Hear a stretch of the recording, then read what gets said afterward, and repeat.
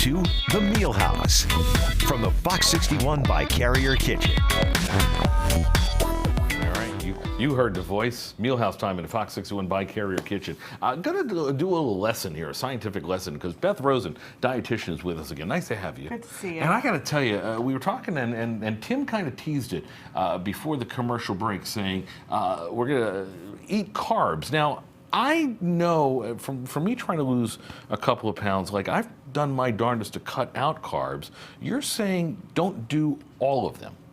Right. So what I'm saying is that, well, in January, it's unofficially the National Dieting Month, right? Okay. Everybody's dieting. Sure. After we eat ourselves stupid in December month. Right. Yeah. And what's important to note is that your health is not determined by your weight. Mm-hmm. So when people go to the extreme and cut out certain foods to lose weight, that could impact their health. Right.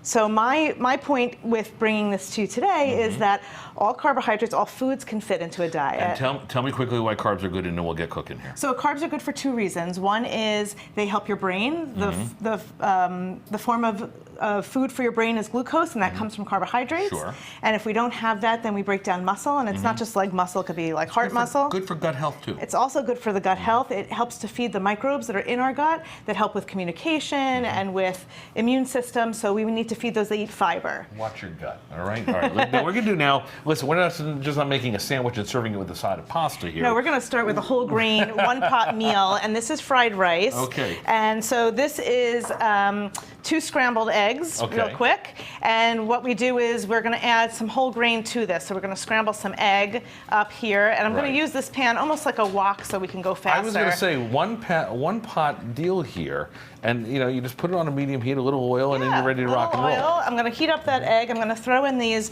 peas and carrots to heat up there right from the freezer. They are also a form of carbohydrate. They are vegetables. Nothing wrong with more vegetables. Right, which is really helpful, and heat those up. Right. And the great thing about this one-pot dish is that you can keep it vegetarian by just having vegetables, or you can add some shredded chicken into it, or some edamame for your vegetarian, so I'll add those in too. All right. I'll add the chicken to heat up.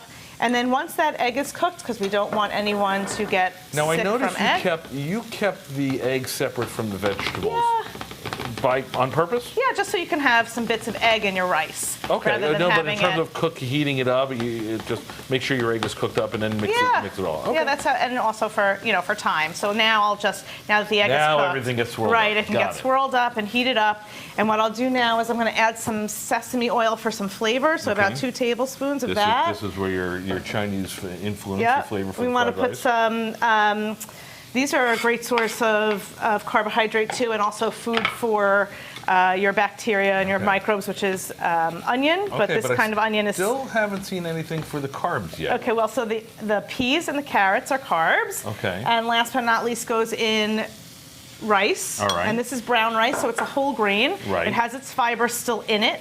Okay. So it can feed those microbes, and it can also help with maintaining blood sugar because it doesn't get digested so fast. We don't have anything bad in it, and we finish it off with a little soy sauce. And there you go, and that's the one-pot meal. Get this nice and mixed. And I love this because as we take this shot right here, you do notice the finished product. There it is. And again, be creative with this. You can put spring onions into it. You can put bok choy in it. Whatever you want to do. You can load it up with vegetables. You can load it. You can make any kind you want. But also you have a couple different grains over here. So I wanted to show some other whole grains that people might not think about all the time. Right. But ground cornmeal is a whole grain, quinoa is a whole grain, buckwheat groats. Love this stuff. Really do. Yeah, so there's lots of whole grains out there. Beth Rosen, thanks for the lesson. Thank you. We're going to dive into some good, healthy fried rice and have much more coming up, including a little something else for the brain. How about reading? Margot. Grab a seat, a good book, and maybe a kitty to pet here at the Book Barn in Niantic. This is a winter bucket list stop that you certainly don't want to miss. I'm Fox 61's Margot Farrell with that story coming up.